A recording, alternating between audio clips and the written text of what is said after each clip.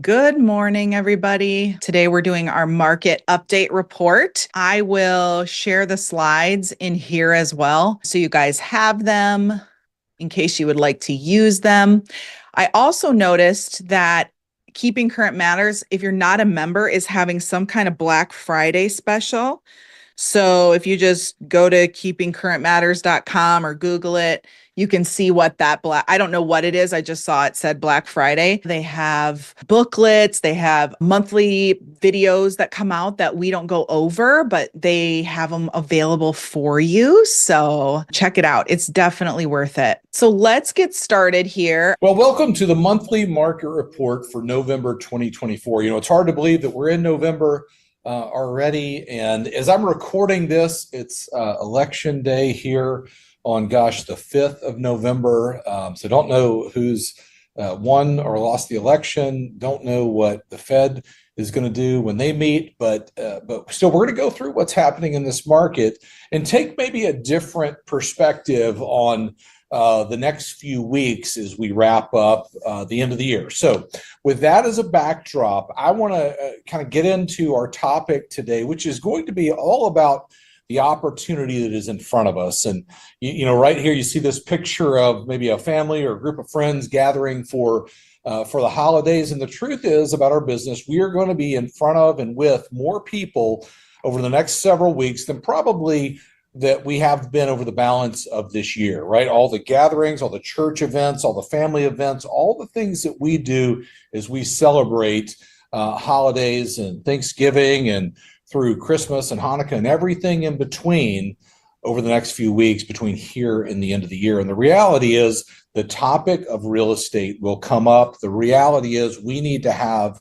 the answers to the questions that people are going to be asking. And on this monthly market report here in November, that's what we're going to focus on. Our KCM research team has come up with really the topics of questions that we believe are going to be top of mind for most people. What I'm going to do is I'm going to go through those 5 questions, and then I'm going to give you a breakdown of each one of those with the professional graphics that you can put on your phone right now to have them with you as these questions come up. And not that you can maybe answer every question or every topic or every concern that someone has, but you can say, hey, let me share something with you, and let's set up a time to talk about this a little bit further.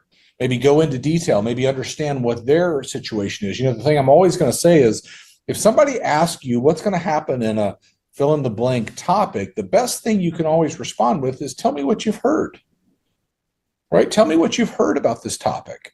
Tell me what you've heard about prices or inventory, or, is the market going to crash, or what you heard somebody say? Because we all know that there will be people we'll run into, whether it's at a holiday gathering, wherever it is, and somebody will have a perspective on real estate, oftentimes an opinion that is based not only with the absence of facts, but oftentimes the absence of reality, maybe what somebody thinks or they think they read or heard or saw, whatever the case is. So those questions, let me open them up for us and start our time together this way. First, when will mortgage rates come down? I think this is a big question right now. I always joke around that, if you try to forecast mortgage rates, there's about a 50% chance that you'll get it wrong. And it's incredibly hard to do, but we can kind of go with what we know, and I'll break that down here in just a minute and give you some things that you can share with people. Second, what will it take for home prices to come down? Many people wondering, I don't know if this market's sustainable, and it'll lead up to other questions we're going to answer in a minute. You see at the bottom there, is the market going to crash? But what's going on with prices? 3, will I be able to find a home if I'm ready to move? I know that it's been a struggle for the last couple of years to even find something. Is the housing market going to pick up next year? What's going to happen in real estate? Maybe that's more of a internal question many of us wonder. And number 5, is the market going to crash? I sort of alluded to that. I'll give you a great way to give perspective to people on that question, okay? So let's jump in right here with, will mortgage rates come down? And again, as we're looking at this, there are a lot of questions that are sort of unanswerable right now in the economy. So what do we know? I'll start off with this quote from Ralph McLaughlin. He says this: the trajectory of rates over the coming months will be largely dependent upon three factors: the performance of the labor market, the outcome of the presidential election, and the possible reemergence, of inflationary pressure.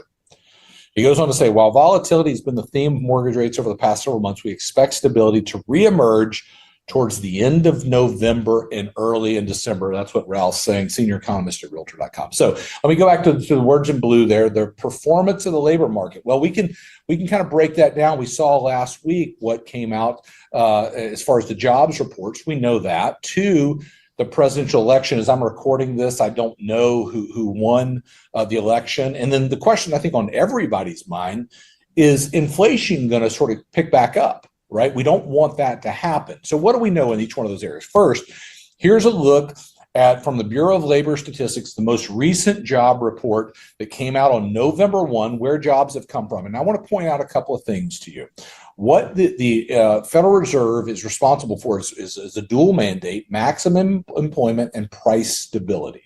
So in employment, they don't want to see unemployment get out of control. They want to see things kind of tick along. Well, in this latest jobs report, two areas that we saw job growth, or the biggest areas: government. I wouldn't say that's it's not the free market operating, and healthcare, a highly regulated business, seeing job growth in there. But everything else seeing very anemic or lack of growth, actually job loss. And there are a lot of things going on in the economy, and a lot of this is attributed to storms and to other things happening. And obviously we're in the midst of the election and everything going on with that.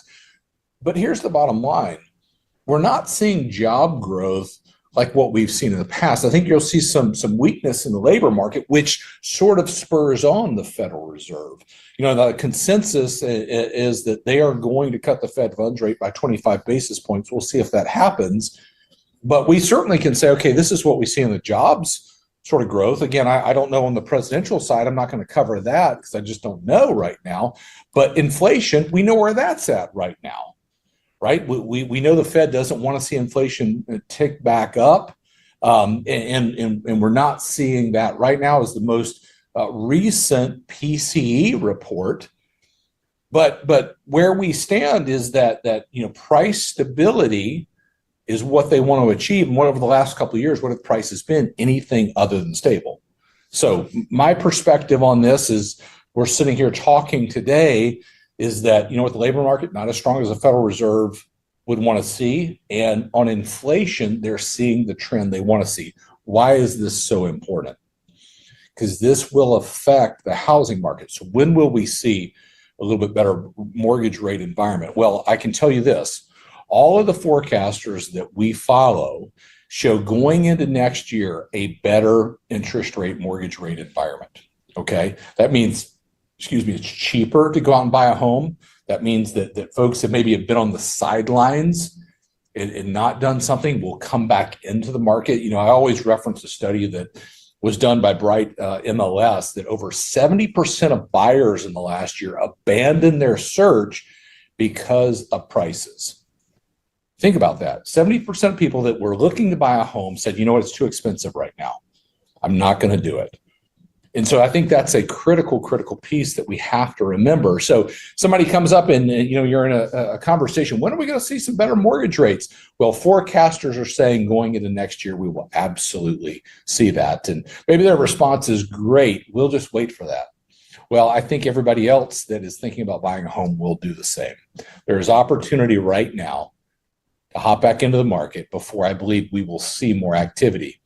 I think as we think about next year in 2025, and I'll get into this in just a moment, maybe I'll wrap up with what we should expect for next year. And I think we will see more activity based upon one of the many factors, but this being one of the key factors in the real estate market next year. Next question, what will it take for prices to come down? This is the age-old question. You sit around and folks are like, the house down the street just sold for this. There's no way it's worth it. What goes up must come down. And there are many people in real estate right now that feel that way. They feel like, I've seen this market going the direction that it's going, And I don't see it, sustaining itself. So the question that I always want to be able to address in that, and I'm going to go back over this. Maybe you've seen it before, maybe you know this. I'm not telling you anything you don't know, but I want to show you visually why prices have gone up the way they have.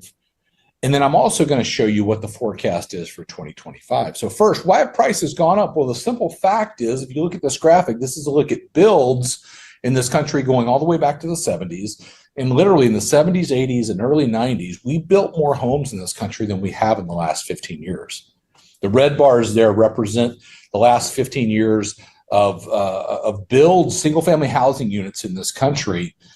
And builders aren't overbuilding right now. They're just trying to catch up from all of the underbuilding years post-housing crisis. The green bars there are 4 consecutive years of record-setting numbers of homes built in this country. Never happened before and hasn't happened since. So why have prices risen to the degree they have? Well, there's a couple of reasons for that. One, mortgage rates fell during the pandemic and post-pandemic, and people rushed into the market. And combined with that, there weren't the number of homes on the market for the number of people that wanted to buy them. That drove prices through the roof. Okay, so it's not a situation like we saw in 2008 where demand was artificially inflated. Demand was real, but there weren't the number of homes to meet the demand. Prices go up, and we know that story. But being able to show somebody this and say, this is the story of housing in this country. There's literally not a market in the overwhelming majority of this country where there aren't a lack of homes on the market right now. Maybe we're starting to see more inventory, and I'm going to get into that in just a minute. But most markets for the last several years have not had the number of homes for the number of people that want to buy them. So what does that mean for next year? Does that mean prices have gone up and prices are going to crash? Well, I can tell you, of the 10 forecasters that we follow at Keeping Current Matters, you see right here, the lion's share shows somewhere between 3 and 4% appreciation in residential real estate next year, the average being 2.5%. You see it on the left side of the screen there. But very, very healthy, very normal price appreciation going into 2025. That is a good thing for the real estate market. If we're honest, the last several years and the tremendous amount of price appreciation, it was not a healthy market. And so that's something that we want to remind people of. We want to make sure they understand as we go into next year. And maybe even those that are wondering, is this market going to crash or is my home going to lose value? That will help them understand. Many that are maybe looking to buy have this question: will I be able to find a home if I move, right? If I decide I want to move or I'm looking to buy a home, will I be able to find a home? The quick answer to that is there are more homes coming on the market. This is a look at new homes coming to market from Realtor.com going all the way back to 2017. And if you think about this, I'll put my kind of cursor on this. Is 2017, 2018, 2019. And then the pandemic comes along. We deplete inventory in this country, bottoms out somewhere the beginning of 2022. And then we've been in this upward sort of trajectory in inventory across the country over the last couple of years. Now, a lot of that is due, the majority of that is due to the rising mortgage rates, the lack of affordability, people saying we're going to kind of sidestep this market.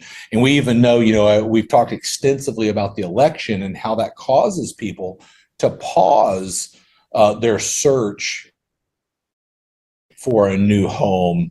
In this time right now, a lot of people saying, we're going to pause. Redfin just did a study and said 23% of first-time home buyers have said, we're going to wait till after the election, right? So there's new inventory coming to market. It's starting to sort of climb. But what we want to see is we want to get back to these areas right here, right? Where we see, more balanced market, more inventory coming, so people have something to choose from. But the quick answer to that is there are more homes coming to market. Now, I believe this is an area that you want to have command and control of the facts right in your market, right? You want to have command and control of what's happening in the neighborhood, in the area that you're working in, so that you can say, hey, this time last year, these were the number of homes that were on the market right here. Today, here's the number of homes. And I'll tell you nationally right here from Realtor.com, there were 29.2% more homes actively for sale on a typical day in October compared to the same time in 2023, marking the 12th consecutive month of annual inventory growth in the highest count since December 2019. So that's a good thing, right? Remember the time where if you wanted to buy a house, you had this bidding war, you couldn't get in. Many people abandoned their search even back then. And I'm not saying there aren't bidding wars on homes that are priced right today, because there certainly are. But the bottom line is there is more opportunity to go out and buy a house right now than the last several years. Next question, will the housing market pick up next year? A big topic that many folks are wondering, maybe many of us in the business are wondering, what is next year going to look like? I can tell you this, that you should expect more homes to sell next year. Matter of fact, the projections for 2025 are that we would sell about 5.2 million homes. This is total homes in this country next year. And you see this look going all the way back to 2019. The market peaked in 2021, 6.9 million total homes sold. But here's the bottom line. I want you to hear me in this, is we'll look at 2024 as the bottom of the market from a transaction standpoint. I believe that. I believe that we will see more homes sold next year. And then even the years following, we will see incremental growth in home sales as we've sort of come through the turn of this market, right? White hot market in 2021, 2022, mortgage rates start to rise. It slows down the market in 23 and 24. And now, remember I told you we'd see relief in mortgage rates, which will bring more transactions back into the market. And that's maybe sort of the theme of this. And as you interact with people is, what do you expect for 2025? What do you expect about this market? I think it's something that all of us need to consider right now. What do we expect for next year? What do we expect? I can tell you most forecasters expect mortgage rates to come down, but more homes to be sold, and homes to appreciate at a much more normal rate going into next year. Those are three really good things. Next question that I'll sort of wrap up on, and I'll tail out with three things that I absolutely think you should expect. Is the market going to crash? I believe this is something that is on the top of people's minds. And some of them are very, very vocal about it. Some of them are even on YouTube, these people that come on and they're like, the market's going to crash and whatever. Or, I was at an event and somebody stood up and said, I'm dealing with a buyer right now. And their dad said, I wouldn't buy a house for the next 4 years because this market's going to crash. Well, I think there are a couple of things that we need to understand about this question that I want to break down for you real quick. Okay. One, this question is rooted in a couple of sort of premises. One, people remember back to 2008. And there's a lot of talk right now of the economy and recession and what's going to happen. And so that brings back those fears, right? That brings back the fears of what's going to happen in this market. And two, people see what has happened with prices, this sort of meteoric rise in prices, and they go, it feels a lot like back then. And we know what happened then. Very, very different market. And I'm going to explain that to you, but I want you to really sort of listen to this, let it sink in. And let me give you the first piece where I believe this comes from. Consumer debt in this country is at a record level. Okay. Now, let me break this down for you. The orange portion of this is mortgage debt in this country. It's certainly grown. This is going all the way back to 2001, right? So we know mortgage debt has grown. That HELOC debt kind of remained the same. It's that sort of blue bar right above the orange bar there. Well, auto loan debt is growing. We know that. Right? Student loan debt's growing. We know that. And then the balance is other miscellaneous debt in this country. But, there's an article that came out a couple of years ago, and it said something to the tune of mortgage debt in this country has surpassed $10 trillion. And people were like, that sounds terrible. $10 trillion is a lot of money. Well, I'll tell you, this number right here in orange on mortgage debt represents $13 trillion. And I would remember that. $13 trillion is the amount of debt in this country on residential mortgages, that are outstanding. A lot of money, a lot of money in the economy.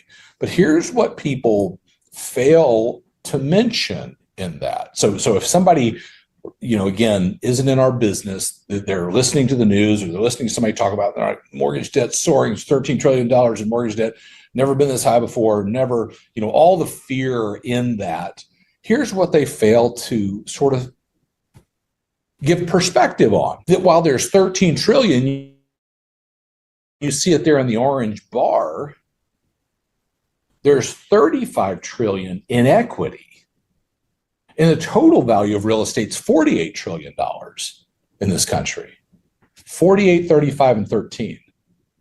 Right? If you were to look at that as an investment, you're like, that's a great investment. There's not near the debt on the value of homes in this country as right here, where my sort of have my cursor right now. Right back in 2008, there was more mortgage debt than equity in this country.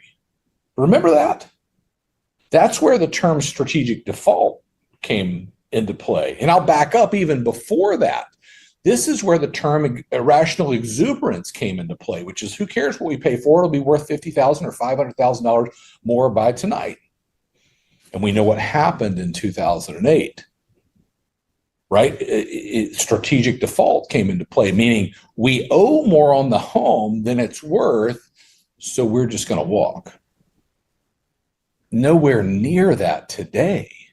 13 trillion in debt, 35 trillion in equity, and 48 trillion in value. Can you see where having the facts in a conversation make a difference to somebody that says, you know what, I wouldn't buy a house right now, this market's going to crash? Based on what? Based on what? Even if you had some sort of apocalyptic scenario, you could pretty much play it out in the housing market and say, you know what, there's an extremely low amount of debt on homes in this country, enormous amount of equity. Homeowners are very, very solid and good for them, right? The majority of homes in this country have a great mortgage rate. The majority of homes in this country have a tremendous amount of equity. The one thing that came out of the pandemic was people were going to do things differently. And here's a look at it, just sort of, if I were to crystallize this point for you. Graphic on the left shows the housing crisis and the debt on orange there, the equity in green. Remember I said there was more debt than there was equity, and where we stand today on the right. 13 trillion in debt, 35 trillion in equity. So a very, very strong market that I believe, as we talk to people over the coming weeks, having command of the facts is critically, critically important, because I will guarantee you this, the topic of real estate will come up. It will absolutely come up. Last thing, I'll give you 3 things you should expect for next year. I asked you, what do you expect? What do you expect? And I gave them to you, kind of teased them out before, but I want to give them to you one more time. First thing you should expect the total home sales in this country to rise. You should expect that we look at transactions this year being the low point of the market. You should expect mortgage rates to come down based on forecasters and what they're saying about 2025. And you should expect prices to rise at a more reasonable rate, okay? A more healthy and normal rate. So my question back to you is, what do you expect? These are the big questions that I think will come up. Now, there could be another question. You say, David, my market, I know this question is going to come up. Great. Be prepared for it. Be prepared for what you know will come up with the people that you will be talking to. I was talking to a friend, a mentor the other day, and they were telling me a story.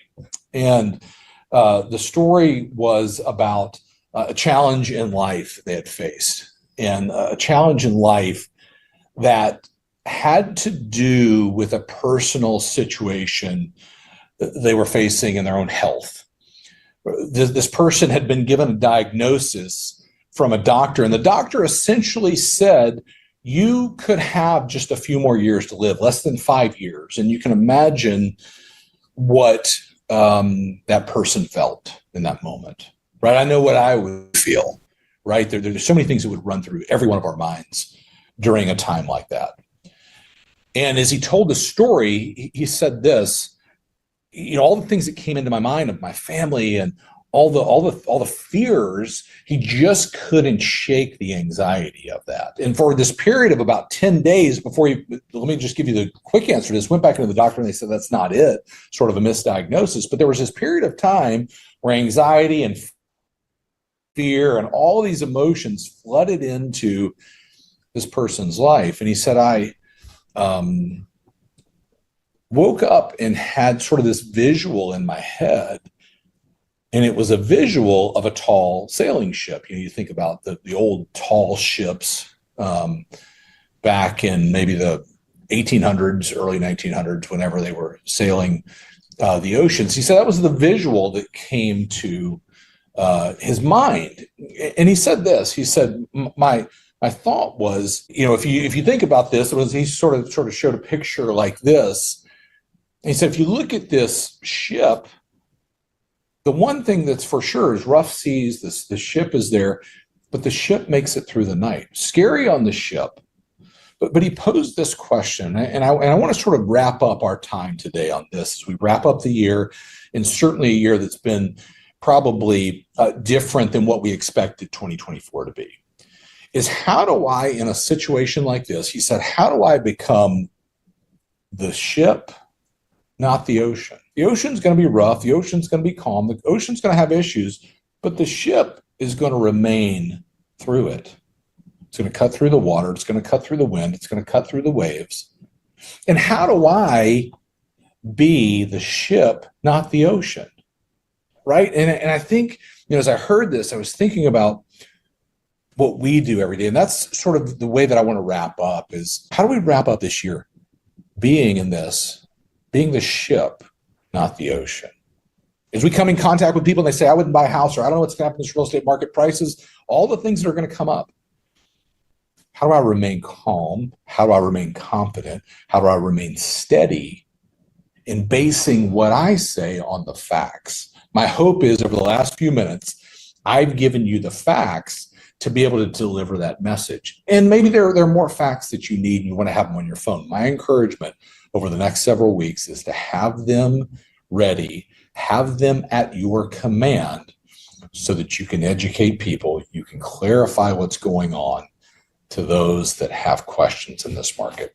That'll wrap up our November monthly market report. All right. You're going to go live after this and talk about what you learned. That would be great. While it's fresh in your mind, just doing a quick live on social and talking about it and really showing people that you are the expert, right? Instead of maybe putting out the normal market report, which is, X amount of days on market, this is the average price. You could talk about those things, but kind of talking about the overall, addressing their, what are their pain points?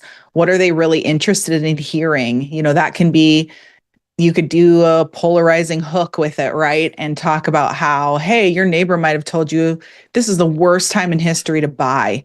And let's take a look at the facts. This is what's happening. And then talk about those few slides. So hopefully you utilize some of this because you spend the time to be here. And it's really a great overview of the macro of what's happening. And then you can put in the micro of what's happening in your current market.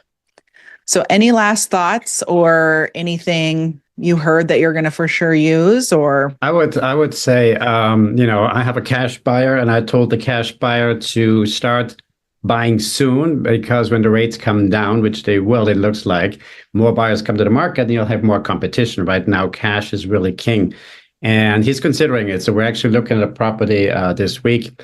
But I also put in my email blast that it looks like rates are coming down, the market is turning, and it's looking very good for buyers. Yeah, that's awesome, right? And talking to I don't know if your cash buyer is like this, but I find that when people have cash, they want a deal, right? They're like, hey, but I'm going to give you cash. Well, this is a good spin on that because, look, if you want to buy and you want to have negotiating power, it's now. Because when those rates drop, everybody's coming in with cash or financing, and it doesn't matter. It's going to be the best offer, not always the terms. And so that's great advice, Philip, and a good way to put that out there, especially to a cash buyer. And to your point, I had a listing. I was representing the buyer 3 months ago. It was a cash deal. We had 3 other offers, and I saved my buyer $130,000 because we went in low. So cash is king right now. That's a perfect. You need to go do a live right after this and talk about both of those things. That's really, really good. Thanks for sharing. For those of you that are doing your pie giveaways, it's like the big week pie giveaways this week and next. Take time to really connect with your clients. Or if you're doing something different where you're giving away poinsettias, maybe you're not doing anything right now. If you're not, then work on cards. Like show people this time of year that they mean something to you. There's so many people that have, the hardest time during holidays. So it's a great time to connect with people and just show them that, they just weren't a transaction to you. All right, guys. Hope you have a great day. Thanks for coming, and we will see you next Tuesday. Take care. Bye.